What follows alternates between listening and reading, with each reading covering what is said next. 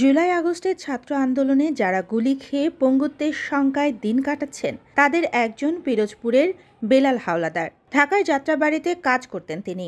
এখন শুয়ে আছেন অপারেশনের অপেক্ষায়। পরিবার বলছে চিকিৎসা না পেলে কেটে ফেলতে হতে পারে তার পুরো ডান হাত। আল্লাহ রহমত যাই এই পর্যন্ত আসছে, এখনো চিকিৎসার দরকার, এখনো চিকিৎসা চলতেছে, ওষুধপত্র খাইতেছে, কিন্তু পরিবারের সংসার চালানো খুব কষ্ট। সংসার আর বৃদ্ধ বাবা মায়ের ভরণ পোষণের জন্য দিনে আড়তে কাজ করে, রাতে ঘুমান না ঠিকমতো। সেই বেলাল আজ চুপচাপ শুয়ে আছেন শুধু একটা অপারেশনের জন্য। এমনই আরেক যুবক সানাউল্লাহ হাওলাদার। সে কাজ করতেন ঢাকার যাত্রাবাড়ি থানার বিদ্যুৎগলি এলাকার একটি সিএনজি গ্যারেজে। গত 5ই আগস্ট ছাত্র আন্দোলনে যোগ দেন তিনি। তখন যাত্রাবাড়ি থানার সামনে পুলিশের গুলিতে তার ডান হাতের দুটি রগ ছিঁড়ে যায়। জাতীয় হৃদরোগ ইনস্টিটিউটে 2 দফা অপারেশন হয়েছে, কিন্তু এখনো তার হাতের আঙ্গুলগুলো নড়ছে না ঠিকমতো। 2বার অপারেশন করছি। অপারেশন করার পরে আমার হাতে সমস্যা এখন দেখা যাচ্ছে।